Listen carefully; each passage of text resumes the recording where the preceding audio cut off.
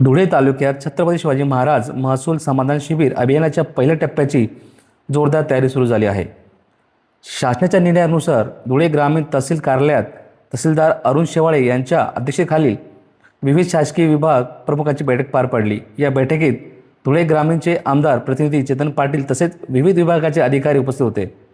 जनसेवा हीच ईश्वर सेवा या भावनेतून अधिकारी व कर्मचारी थेट गाव पातळीवर जाऊन नागरिकांच्या महसूलविषयक तक्रारी अडचणी सोडवणार असल्याचे तहसीलदारांनी यावेळी सांगितले। या अभियानांतर्गत 7/12 उत्तराचे अद्ययावत वाटप, वारस नोंदी, भोगवटादार वर्ग 2 ते वर्ग 1 रूपांतरण, शेतजमिनीचे व्यवहार, विद्यार्थ्यांचे दाखले तसेच विविध शासकीय योजनांचा लाभ नागरिकांना शिबिरातच देण्यात येणार आहे। तसेच Ayushman card, ration card, Sanjay Gandhi, Indira Gandhi, Shravanbal आणि लाडकी बहीण योजनेची KYC सुविधा देखील शिबिरातच उपलब्ध राहणार आहे।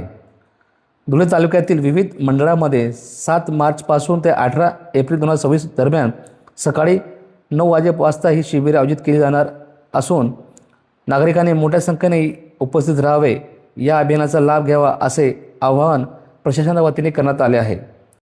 शासन महसूल व विभागामार्फत 23 फेब्रुवारी 2026 रोजी महसूल विभागाने एक शासन निर्णय पारित केलेला आहे। त्या शासन निर्णयानुसार छत्रपती शिवाजी महाराजस्व समाधान शिबिर आपण आयोजित करणार आहोत।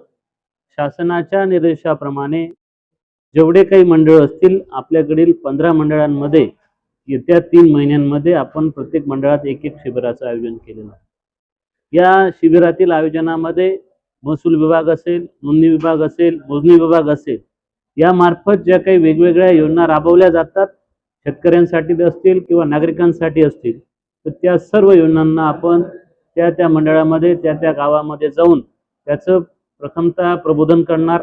जे कोणी लाभार्थी असतील त्यांचे आपण अर्ज भरून घेणार आणि शक्य असेल तर त्याच ठिकाणी आपण त्याच्या लाभाचं वितरण करणार आहोत।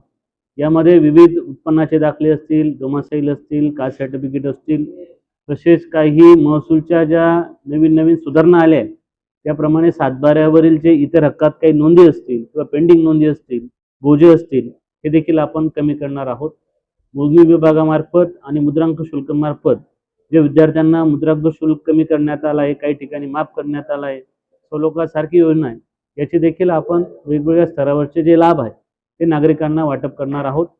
तर आपल्या माध्यमातून मी सर्व नागरिकांना आवाहन करतो, जे आपण काही नियोजन केलेलं आहे त्यानुसार सर्व नागरिकांनी उपस्थित राहून आपल्याला जे आवश्यक लाभ असतील ते आपण त्या सर्वांचा लाभ घ्यावा अशी सर्वांना विनंती। धन्यवाद।